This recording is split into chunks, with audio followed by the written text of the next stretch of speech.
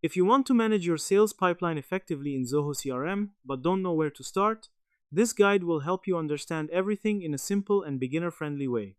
A sales pipeline helps you track where each deal stands, from the first contact to closing the sale. In this video, I'll walk you through the process step by step so you can stay organized and improve your sales performance. First, log into your Zoho CRM account using your email and password. Once you're on the dashboard, go to the Deals module.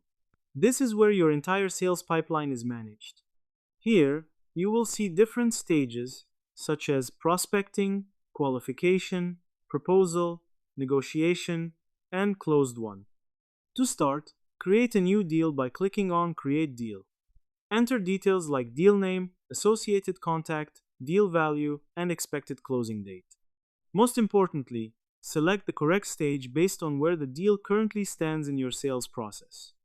As you interact with the customer, you need to keep updating the deal stage. For example, when you move from initial discussion to sending a proposal, update the stage accordingly.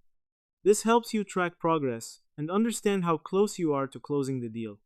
You can also use the pipeline view to see all your deals in a visual format. This makes it easier to drag and drop deals from one stage to another. It gives you a clear overview of your sales flow and helps identify bottlenecks. Additionally, schedule tasks, calls, and meetings within each deal to ensure timely follow-ups. This keeps your communication organized and increases your chances of closing deals successfully.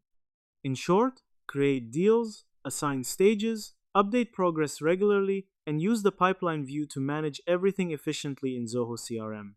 If you found this helpful, don't forget to like and subscribe for more easy tutorials like this.